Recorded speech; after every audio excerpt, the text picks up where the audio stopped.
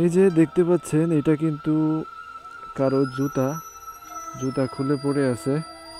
আর এখানে কিন্তু আমরা দেখতে পাচ্ছি ব্লাড শুকায় আছে। মর্মান্তিক একটা দুর্ঘটনা হয়েছে। এই যে ব্লাড পড়ে আছে এখানে।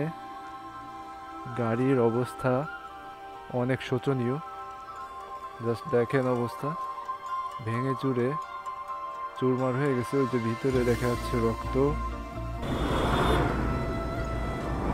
এই দেখেন কিভাবে এনাকে চাপ দিয়ে রাস্তার নিচে নামায় দিল। সাইকেলের মধ্যে হয়তো চাউল বা ধান ভরে নিয়ে ঠেলে ঠেলে নিয়ে যাচ্ছে, আর বাচ্চাটা পিছনে সাইকেল ধরে ধরে হাঁটছে। জাস্ট দেখুন জায়গাটা কত সুন্দর।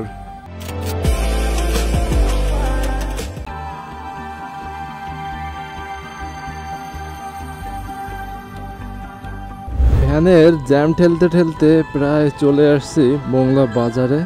আমাদের মোংলায় ঘাট পার হতে হবে যেহেতু আমরা খুলনায় যাব। তবে মোংলা ঘাটের অবস্থা খুবই করুণ। যখন ভাটা থাকে তখন বাইক নিয়ে পার করা যায় না।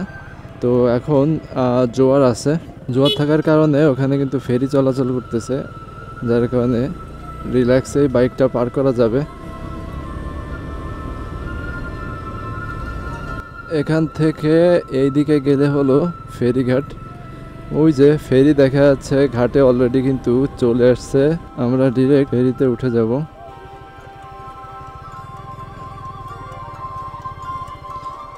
ফেরি অলরেডি ভরে গেছে, তাড়াতাড়ি যে উঠাই দিতে হবে, তা নাহলে ফেরি আবার ছেড়ে দিলে আর উঠতে পারবো না।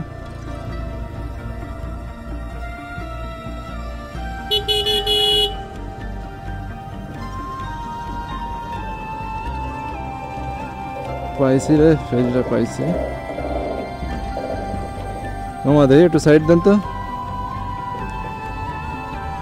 সামনের দিকে যে দাঁড়াই, তা না হলে যখন ফেরি থামবে তখন সবার পিছনে বের হতে হবে। বড় বড় গাড়ি আছে, জ্যামে আটকে যাব।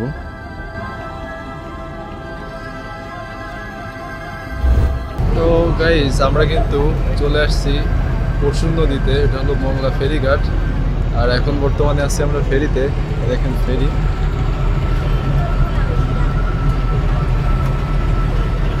ফেরিটা ছোট, অল্প একটা গাড়ি ধরে। আর যখন ভাটা হয় তখন এই ঘাটটা অনেক নিচে নেমে যায়, তখন বাইক পারাপার অনেক ডেঞ্জারাস হয়ে যায়। এখন জোয়ারের কারণে আমরা ফেরিটা পেয়ে গেছি। তো আমাদের ফেরি পল্টনের কাছাকাছি চলে আসছে, এখনই ভিড়বে। এখানে কাজ চলতেছে, কিছু ভেঙে চুরে গেছে, ওটা ঠিক করতেছে, ওই যে ঝালাইয়ের কাজ। এই যে ফেরি ভিড়তেছে।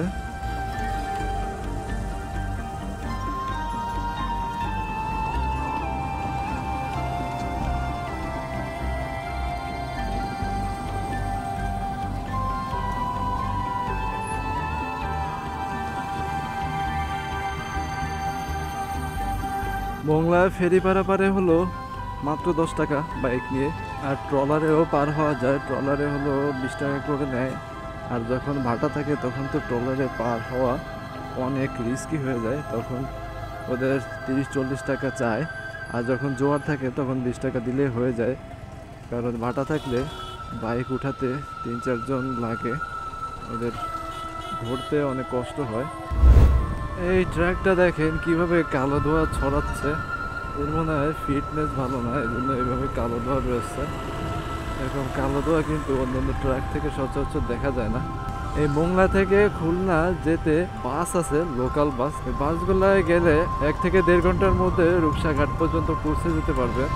আবার লোকাল বাস তো যদি মোড়ে মোড়ে বেশি দাঁড়ায় তাহলে তো আর একটু টাইম লেগে যাবে। তবে বাইক থাকলে সব থেকে সুবিধা, আপনার মন মতো চলে যেতে পারবে। বাইক থাকলে যে কোনো জায়গায় সুবিধা, যে কোনো জায়গায় দাঁড়াতে ইচ্ছা হলে, সুন্দর পরিবেশ দেখতে হলে আপনি দাঁড়াতে পারবেন, ছবি তুলতে পারবেন, ভিডিও করতে পারবেন। তো চলতে চলতে আমরা কিন্তু এই মোংলা পোর্টের কাছে চলে আসলাম। এই যে বামে দেখতে পাচ্ছেন এটা হলো মোংলা পোর্ট এরিয়া।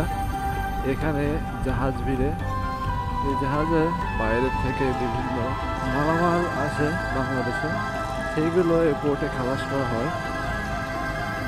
এই যে দেখতে পাচ্ছেন মোংলা বন্দর কর্তৃপক্ষ, মোংলা পোর্ট অথরিটি।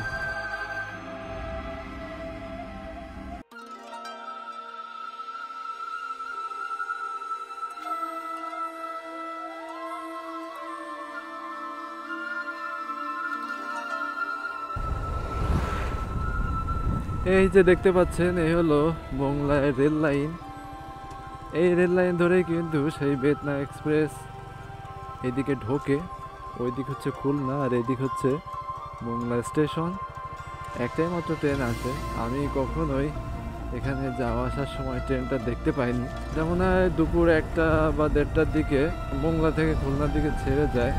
এখান থেকে যারা গেছে আমাদের পরিচিত তারা বলছে, আমি কখনো যাই নাই বা আমার বাইক থাকার সুবাদে। এটা একটা গুরুত্বপূর্ণ রোড। যত এই যে মিলস অ্যান্ড ফ্যাক্টরিজ, এখানে কিন্তু প্রচুর মিলস ফ্যাক্টরিজ। দুই সাইডে সিমেন্ট, বিভিন্ন গ্যাস ফ্যাক্টরি আছে, যমুনা, ওমেরা। তো যার কারণে এটা কিন্তু খুবই গুরুত্বপূর্ণ রোড। কিন্তু এই রোডটা দেখতে পাচ্ছেন প্রচুর ভাঙাচোরা। ভেড়ার পালগুলো কত সুন্দর দেখে, কালো কালারের ভেড়াও আছে। কালো কালারের ভেড়া এর আগে আমি কখনো দেখি নাই, আজকে প্রথম দেখলাম। নৌবাহিনী এলাকা শুরু। এই যে আমরা যে রোডটা থেকে যাচ্ছি, এর দুই পাশে শুধু বড় বড় শিল্প কারখানাই না, এখানে কিন্তু বাংলাদেশ নৌবাহিনীর ঘাঁটি আছে। এই যে দেখতে পাচ্ছেন, এই হলো গেট। এটা হলো বানৌজা মোংলা, মানে বাংলাদেশ নৌবাহিনীর একটি ঘাঁটি। তো সেই হিসাবে এই রোডটা হওয়া উচিত ছিল 4 লেনের, সুন্দর গাছগাছালি দিয়ে পরিপূর্ণ, একদম মনোরম শীতল একটা রোড হওয়া উচিত ছিল। কিন্তু এই রোডটার অবস্থা আমার কাছে খুবই শোচনীয় লাগে। এটা কোনোভাবে আসলে যায় না। এই যে হঠাৎ হঠাৎ করে স্পিড ব্রেকারগুলা, এগুলা কিন্তু দেখাও যায় না। যারা নতুন রাইড করতে আসেন এদিকে, তারা কিন্তু এই স্পিড ব্রেকারগুলোর উপরে উঠাই দিবে ওভার স্পিডে, তখন কিন্তু একটা অ্যাক্সিডেন্ট হওয়ার সম্ভাবনা থাকে। তো ভাঙা রাস্তার দুর্ভোগ পোহাতে পোহাতে আমরা কিন্তু অবশেষে চলে আসলাম মোংলার সব থেকে বড় একটি বাজারে, সেটা হলো দিগরাজ বাজার। এই দিগরাজ বাজারটা মোংলার সব থেকে বড় বাজার। এখানে সকল ধরনের জিনিসপত্র পাওয়া যায়, সবজি খুব সুন্দর। তবে এখানে একটি সমস্যা হলো, মোংলা যেহেতু সমুদ্র বন্দর এলাকা, বঙ্গোপসাগরের খুব পাশে অবস্থিত, যার কারণে এখানে সবজির আবাদ খুবই কম হয়।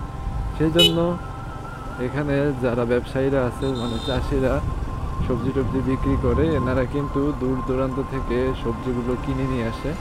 সেই জন্য এখানে অন্যান্য জায়গা থেকে দাম একটুই বেশি। দিগরাজ বাজার পার হয়ে অবশেষে আমরা মেন যে হাইওয়ে, সেখানে চলে আসলাম। এখানে হাইওয়েটা বেশ স্মুথ আছে।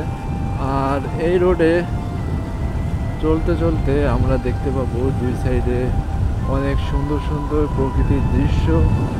এদিকে শুধু বড় বড় ঘের আর পুকুর দেখা যায়।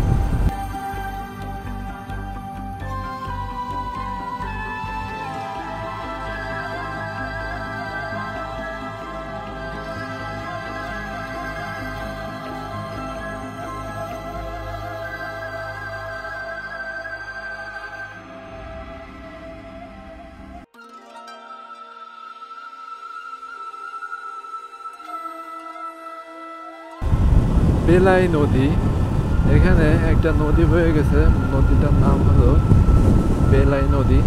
এই যে ব্রিজ দেখতে পাচ্ছেন, এই ব্রিজের নিচ দিয়ে বয়ে গেছে বেলাই নদীটা। তবে এই নদী কিন্তু আর নদী নেই, এটা হয়ে গেছে খাল। নদীর দুই পাশ থেকে ভরাট হতে হতে খালে রূপান্তরিত হয়ে গেছে। এখানে মনে হচ্ছে এই গাড়িটা অ্যাক্সিডেন্ট হয়েছে। দেখুন, এখানে কিন্তু বড় একটা এই যে গাড়ি নিয়ে আসছে এটাকে উঠানোর জন্য, আর এটা মারাত্মকভাবে অ্যাক্সিডেন্ট হয়েছে, পুরো বেঁকে গেছে। আমি একটু দেখতে চাই কেমন অ্যাক্সিডেন্ট হয়েছে। এই যে দেখতে পাচ্ছেন, এটা কিন্তু কারো জুতা খুলে পড়ে আছে। আর এখানে কিন্তু আমরা দেখতে পাচ্ছি ব্লাড শুকায় আছে। মর্মান্তিক একটা দুর্ঘটনা হয়েছে। এই যে ব্লাড পড়ে আছে এখানে। গাড়ির অবস্থা অনেক শোচনীয়। জাস্ট দেখেন অবস্থা, ভেঙে চুরে চুরমার হয়ে গেছে। ওই যে ভিতরে দেখা যাচ্ছে রক্ত। গাড়ির বডি একদম খুলে গেছে, মানে কতটা জোরে অ্যাক্সিডেন্টটা হয়েছে আপনারা জাস্ট চিন্তা করে দেখেন। ট্রাকের এই যে বডি একদম খুলেই গেছে। মারাত্মক একটা অ্যাক্সিডেন্ট হয়েছে কিন্তু এখানে, খুবই মারাত্মক। এই যে জুতা, ড্রাইভারের জুতা হয়তো একদম ভেঙে টুকরো টুকরো হয়ে গেছে। খুবই মর্মান্তিক অ্যাক্সিডেন্ট হয়েছে। কি একটা মর্মান্তিক অ্যাক্সিডেন্ট ভাই! আর এটা হয়েছে আরোজালি গ্যাস স্টেশন এর ঠিক অপোজিটে। তবে অন্য কোন গাড়ির সাথে যে অ্যাক্সিডেন্টটা লাগছে সেটা বোঝা যাচ্ছে না, কারণ ওই একটাই ওখানে আছে, আর একটা হয়তো রেকারে করে নিয়ে চলে গেছে। যাই হোক, এখানের পরিবেশটা দেখুন কত সুন্দর। যতদূর চোখ যায় শুধু পুকুর আর পুকুর, জলাশয়, সবগুলো কিন্তু জলাশয়। এখানে কিন্তু চিংড়ি মাছ চাষ হয়, কাঁকড়া চাষ হয়, কারণ আপনাদের আগেই বলেছি এখানের পানি লবণাক্ত। আর এখানে পুলিশে ধরতেছে, চেকপোস্ট বসাইছে, এখানে কিন্তু চেক টেক করতেছে। ভালো, ঈদের আগে চেক টেক করা ভালো। এখানের এই যে বাইকটা দেখতে পাচ্ছেন, একটু আগে দেখলাম প্রচণ্ড গতিতে চালায় আসতেছে। ওদের ধরছে, ওদের হয়তো লাইসেন্স টাইসেন্স নাই, এখন মামলা খেয়ে যাবে।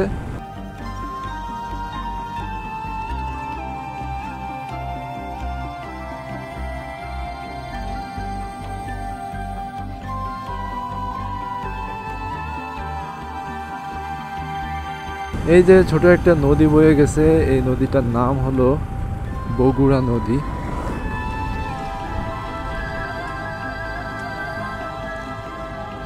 এই যে দেখেন বগুড়া নদী। বগুড়া কিন্তু একটা জায়গার নাম, বগুড়ার নামে কিন্তু এই নদীটার নাম। এখানে দেখতে পাচ্ছি ছোট ছোট ডিঙি নৌকা, এগুলো হলো মাছ ধরা নৌকা। এই নৌকাগুলো নিয়ে জেলেরা যায় মাছ ধরতে। আর ওই যে সামনে দেখতে পাচ্ছেন, ওখানে কিন্তু রেল লাইন চলে গেছে। ওই রেল লাইনটাই মূলত মোংলায় চলে গেছে, Khulna to Mongla rail line. এখানে অনেক খেজুর গাছ, গাছে গাছে পাকা পাকা খেজুর ঝুলে ঝুলে আছে, যেন খাওয়ার কেউ নাই। রাস্তার পাশে এত সুন্দর খেজুর গাছ, খেজুরে কিন্তু পরিপূর্ণ হয়ে আছে, ছোট ছোট খেজুর গাছে, কিন্তু কেউ খাওয়ার লোক নাই। কি অদ্ভুত দেখুন! আমাদের খুলনা শহরে খেজুর গাছের অভাব, কেউ খেজুর চোখেও দেখে না। আর এদিকে সুন্দর সুন্দর খেজুর পড়ে আছে, গাছে ঝুলে আছে, কিন্তু কেউ খাওয়ার লোক নাই। এখানে খুব সুন্দর একটি প্রকৃতির মাঝে আমার চোখ আটকে গেল, আমি এখানে না দাঁড়িয়ে পারলাম না। আমি একটু ফুটেজ নিতে চাই, চলেন আপনাদের দেখাই কত সুন্দর প্রকৃতি এখানে।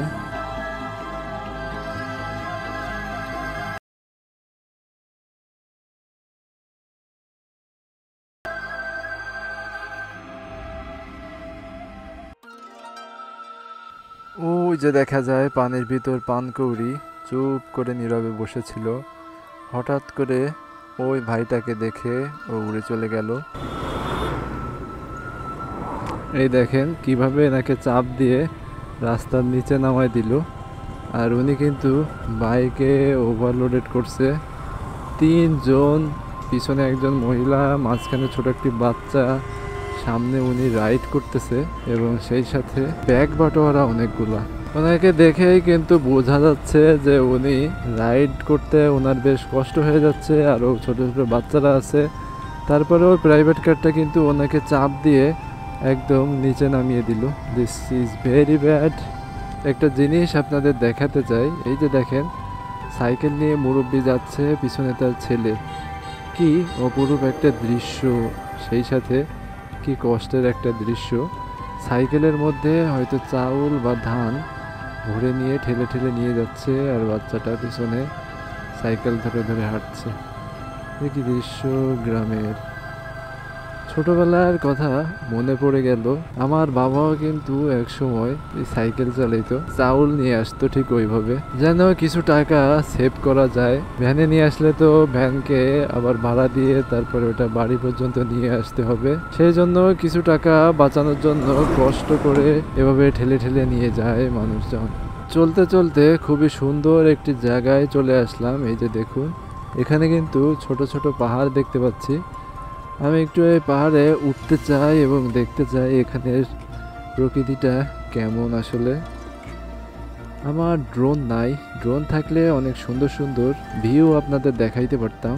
এভাবেই আপনাদের একটু আমি দেখাই। এই পাহাড়ের উপর আমি উঠতে চাই। পাহাড়টা কিন্তু বেশ সুন্দর, একদম ঘাসপালায় ভরে গেছে। জাস্ট দেখুন জায়গাটা কত সুন্দর। এখানে অনেক ছোট ছোট উঁচু নিচু পাহাড়গুলো আছে।